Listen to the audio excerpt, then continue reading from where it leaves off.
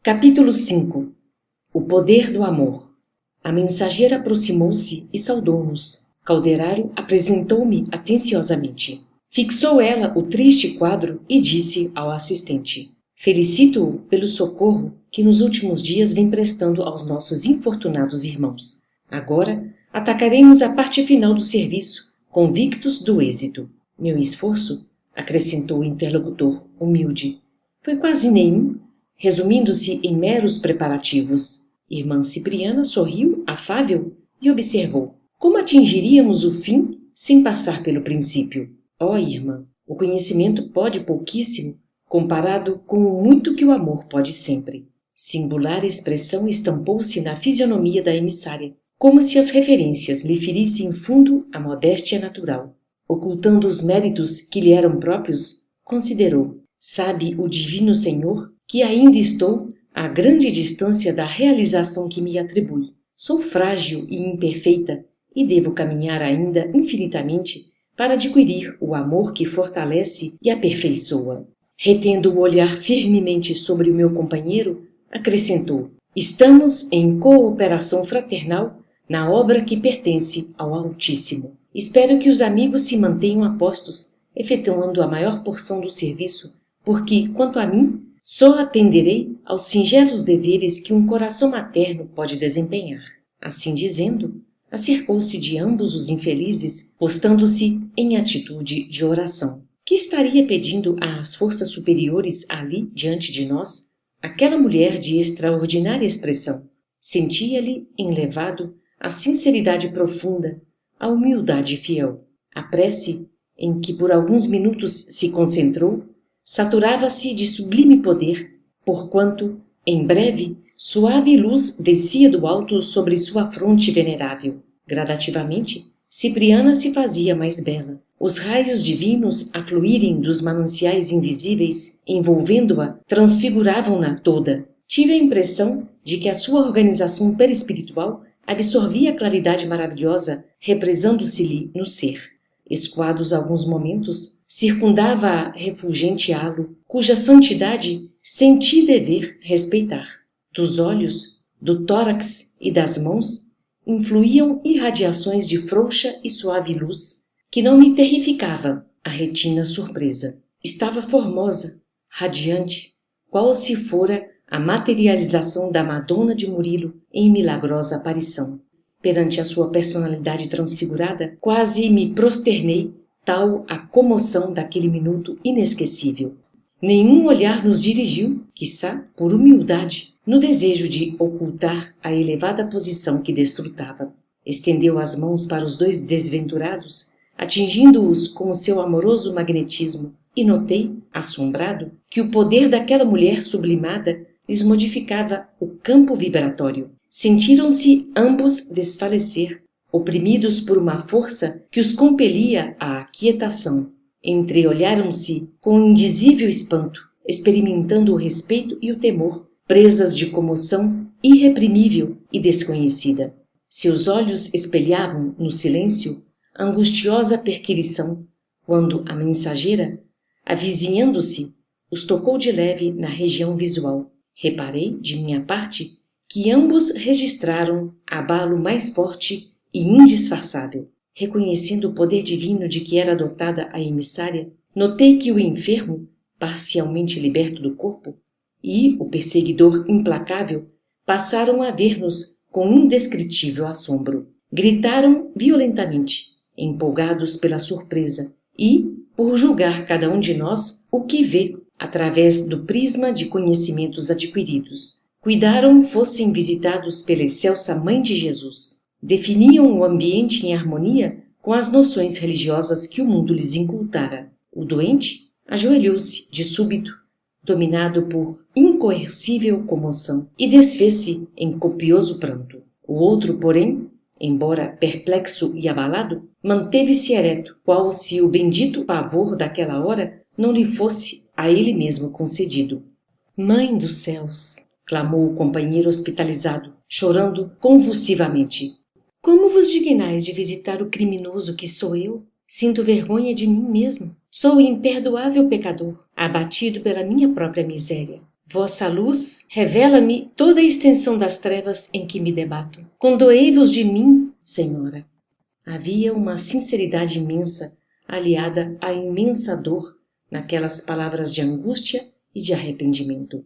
Soluços sufocantes assomaram-lhe à boca, interrompendo-lhe a tocante súplica. Cipriana acercou-se dele, de olhos faiscantes e úmidos. Tentou soerguê-lo, sem, no entanto, lograr que ele deixasse a postura genuflexa. Certo, a piedosa missionária informara-se de todas as minúcias necessárias ao êxito de sua missão naqueles minutos, porque, enlaçando-o maternalmente, o chamou pelo nome, esclarecendo: Pedro, filho meu, não sou quem julgas, no transporte de viva confiança que te sensibiliza a alma. Sou simplesmente tua irmã na eternidade.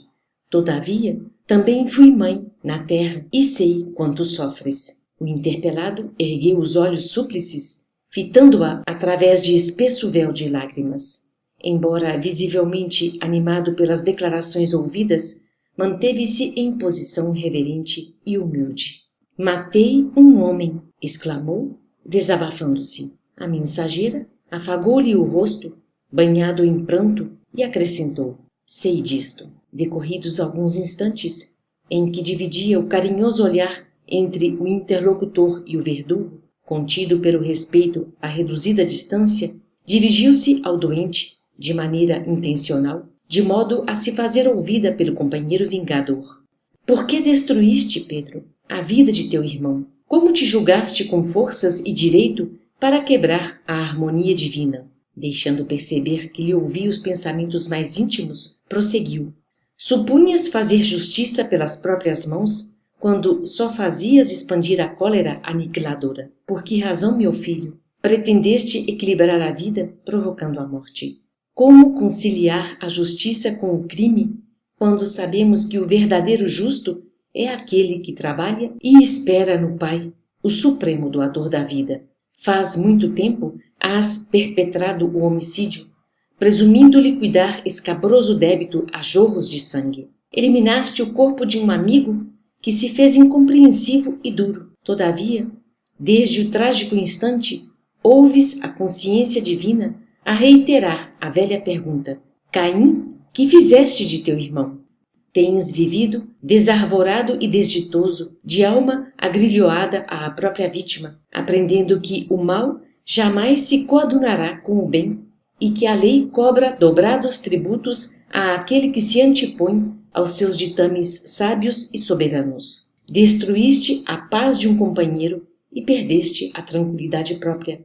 Suprimiste-lhe o veículo físico, mas perambulas algemado ao teu, sentindo-o qual pesado fardo. Cuidavas ministrar o direito a ti mesmo e entortaste o destino, imprimindo perigosa curva ao teu caminho, que poderia ser retilíneo e iluminado. Temendo a ti próprio, por te sentires delinquente em toda parte, buscaste refúgio no trabalho atabalhoado e mecanizante. Conseguiste dinheiro que nunca te pacificou o ser. Alcançaste culminante posição social entre os homens, dentro da qual, contudo, te sentes cada vez mais triste e mais desamparado.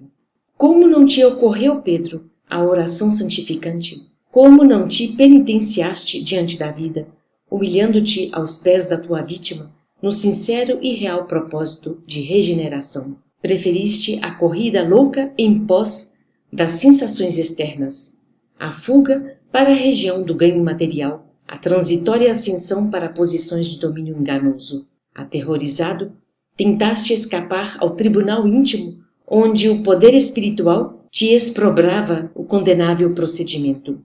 Mas nunca é tarde para levantar o coração e curar a consciência ferida. Exausto de sofrer, cedeste à enfermidade e aproximaste da loucura. De alma contundida e corpo em desordem, apelaste para a misericórdia divina e aqui estamos. Contudo, meu amigo, nossa voz não se ergue para fustigar-te o espírito, já de si mesmo tão castigado e tão infeliz. Vimos ao teu encontro para estimular-te à regeneração. Quem poderá condenar alguém depois da comunhão de vicissitudes na carne. Quem se sentirá suficientemente puro e santificado para atirar a primeira pedra, mesmo depois de haver atravessado a fronteira de cinzas do sepulcro? Quem de nós terá passado incólume nas correntes do pântano? Não, Pedro. O fundamento da obra divina é de amor incomensurável. Encontramo-nos aqui para querer-te bem, intentando alçar-te a consciência aos campos infinitos da vida eterna. Oraste e chamaste-nos. Abriste a mente à força regenerativa e somos teus irmãos. Muitos de nós, em outro tempo, penetramos também o sombrio recôncavo dos vales do assassínio, da injustiça e da morte. Entretanto, estacamos no caminho, renegamos o crime, ressoldamos com lágrimas os elos partidos pela nossa imprudência e, cultivando o perdão e a humildade, aprendemos que só o amor salva e constrói para sempre. Lembra-te das tuas próprias necessidades, interrompe a marcha da aflição, reconsidera a atitude e faze novo compromisso perante a divina justiça. Passada a longa pausa, Cipriana abriu os braços maternos e acrescentou: levanta-te e vem a mim. Sou tua mãe espiritual, em nome de Deus. O enfermo, de olhos brilhantes e lacrimosos, ergueu-se, qual menino, sensibilizando-nos o coração, e exclamou: merecerei tamanha graça? Como não, filho meu? O Pai não nos responde às súplicas com palavras condenatórias. Acercamo-nos de ti, em nome dele, nosso Supremo Senhor. Assim dizendo, conchegou-o ao coração, mas havia tal meiguice naquele amplexo inesperado que outros circunstantes, que não nós, diriam presenciar o reencontro de carinhosa mãe com um filho ausente após longa e cruciante separação. O infortunado deixou pender a cabeça sobre um dos ombros dela, demonstrando infinita confiança, e murmurou infantilmente: Mãe do céu, ninguém na terra jamais me falou assim. Via-se-lhe o alívio através do semblante feliz. Cipriana animou-o, bondosa, e explicou: é imprescindível aquietes a mente afogueada, depositando nas mãos do Senhor as antigas angústias. A essa altura, voltei a caldeirar o meu olhar comovido e notei que as lágrimas não brotavam exclusivamente dos meus olhos. O companheiro tinha-as abundantes a lhe deslizarem na face calma. Tocado por minha silenciosa indagação, falou-me em voz apenas perceptível: praza a Deus, André, possamos também aprender a amar, adquirindo o poder de transformar os corações. A emissária, que parecia não se dar conta de nossa presença, avançou para o verdugo, sustentando Pedro nos braços, como se lhe fora um filho doente. O perseguidor aguardou-a, ereto e altivo, revelando-se insensível às palavras que nos haviam dominado os corações. A missionária, longe de intimidar-se, aproximou-se, tocando-o quase, e falou humilde: que fazes tu, Camilo, cerrado à comiseração? O algoz, demonstrando incompreensível frieza, retorquiu, cruel: que pode fazer uma vítima como eu, se não odiar sem piedade? Odiar? Tornou Cipriana, sem se alterar. Sabes a significação de tal atitude? As vítimas inacessíveis ao perdão e ao entendimento sonhem ultrapassar a dureza e a maldade dos preceitos, provocando horror e compaixão. Quantos se valem desse título para pôr de manifesto as monstruosidades que lhes povoam o ser? Quantos se aproveitam da hora de irreflexão de um amigo ignorante ou infeliz para encetar séculos de perseguição no inferno da ira? A condição de vítima não te confere santidade. Valeste dela para semear na própria senda ruína e miséria, treva e destroços. Sem dúvida, Pedro feriu-te em momento de insânia, perdido de ilusão na mocidade turbulenta. No entanto, pai de família que foste, homem refletido e prudente que aparentava ser, não encontraste no espírito mínima réstia de piedade fraternal para desculpá-lo. Há 20 anos instilas em torno de ti a peçonha da víbora, na postura do famulento chacal. Podendo conquistar a láurea dos vencedores com o Cristo, preferiste o punhal da vingança, ombreando-te com os malfeitores endurecidos. Onde esbarrarás, meu filho, com teus sentimentos desprezíveis? Em que muralha de angústia serás algemado pela justiça de Deus? Dos olhos de Cipriana escorriam grossas lágrimas. Camilo vacilava entre a inflexibilidade e a capitulação. Extrema palidez cobria-lhe o rosto e, quando nos pareceu que ia proferir uma resposta a esmo, a missionária dirigiu-se ao meu orientador, pedindo-lhe com humildade: Calderaro, meu amigo, ajude-me a conduzi-los. Sigamos até ao lar de Pedro, onde Camilo atenderá nossos rogos. Meu companheiro não hesitou, voltando-se para mim, obtemperou: a irmã transportará Pedro com os próprios recursos, mas o outro, terrivelmente escravizado aos pensamentos inferiores e às intenções criminosas, é pesado de carregar. Conduzamo-lo nós ambos, dando-lhe nossos braços, Calderaro à direita e eu à esquerda. Reparei que o paciente não reagia, compreendendo talvez a inanidade de qualquer rebeldia, deixava-se levar sem protesto. Colocamo-nos assim em jornada rápida. Em breves minutos, penetrávamos confortável residência, onde uma senhora, na sala de estar, tricotava, junto de 2 filhos pequeninos. A conversação doméstica era doce, cristalina. Mamãe, dizia o menorzinho, onde está o neneco? Voltou ao serviço. E Celta? No colégio. E Marquinhos? Também. Eu queria todo mundo aqui em casa. Para quê? Indagou a genitora, sorrindo. Sabe, mamãe? Para rezarmos por papai. A senhora reparou ontem à noite como estava aflito e abatido? A jovem matrona transluziu certa angústia nos olhos, mas objetou em tom firme. Confiemos em Deus, meu filhinho. O médico recomendou-nos tranquilidade e estou convencida de que a providência nos ouvirá. Lançou inteligente olhar sobre a criança e acentuou: vá distrair-se, Guilherme. Vá brincar. O pequeno Guilherme, porém, descansou o braço direito sobre um livro de primeiras letras, cismando, como se indiretamente percebesse nossa presença, enquanto a senhora, súbito, abandonava o tricô para chorar num quarto à distância. Acompanhávamos a cena, comovidos, quando Cipriana se dirigiu a Camilo, desapontado. Continuemos. Efetivamente, nosso amigo subtraiu-te a vida física, noutro tempo, contraindo assim dolorosa dívida. Entretanto, a voz deste menino, devotado à prece, não te sensibiliza o espírito endurecido?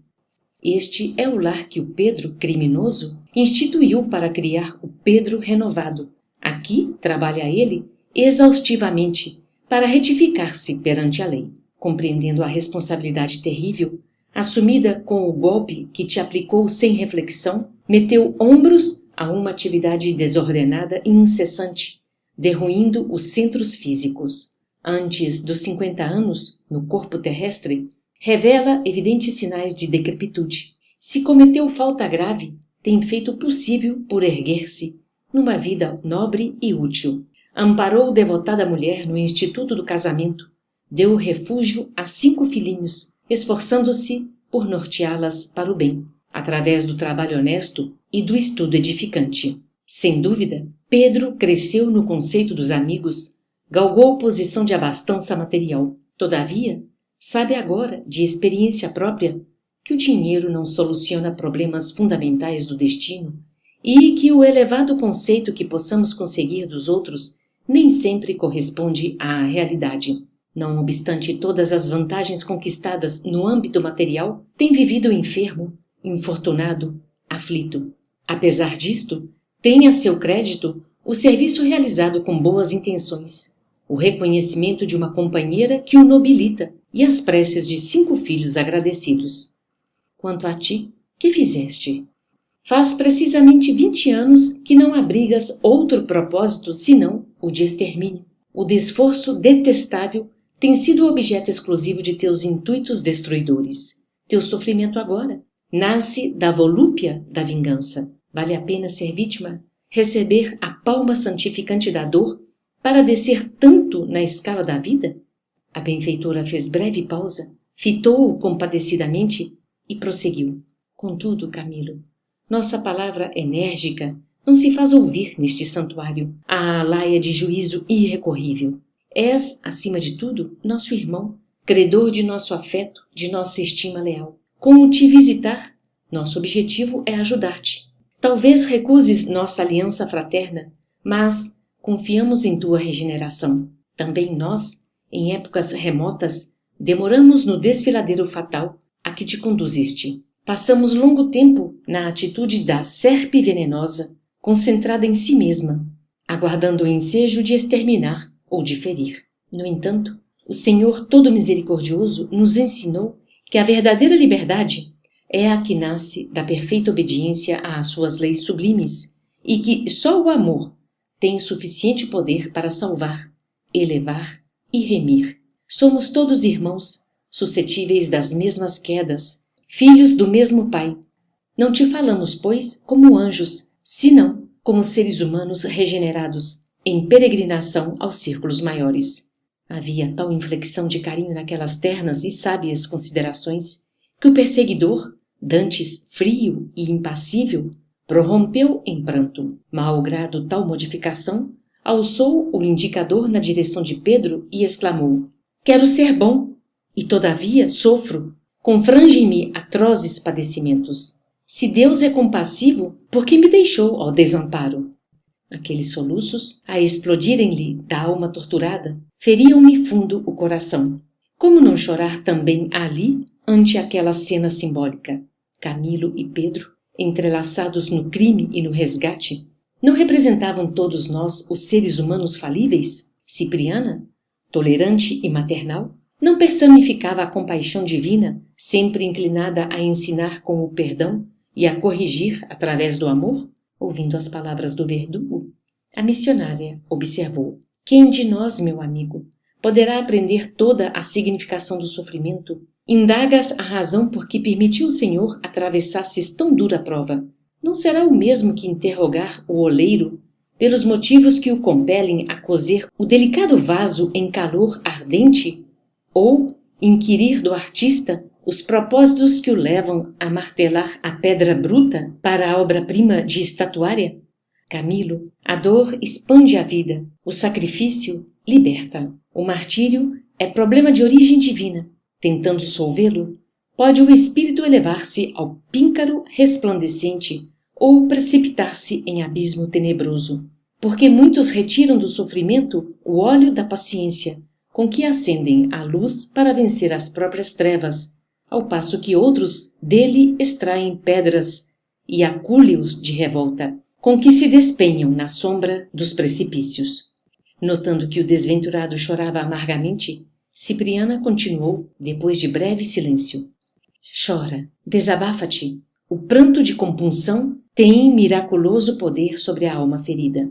Calou-se a emissária por minutos. Seus olhos, muito lúcidos, pareciam agora vaguear em paisagem distante.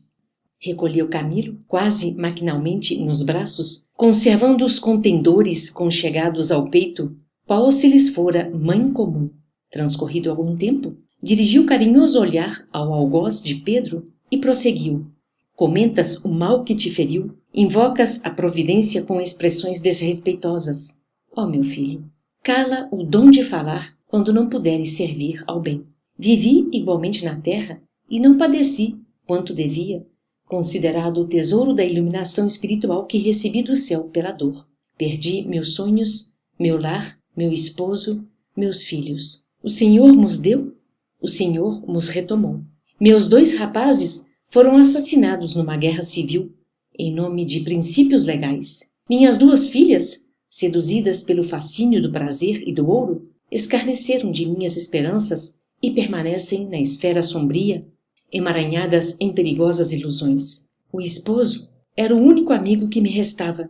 Entretanto, quando a lepra acometeu minha carne, abandonou-me também, empolgado por visível horror. Desprezaram-me todas as afeições, fugiram os favores do mundo.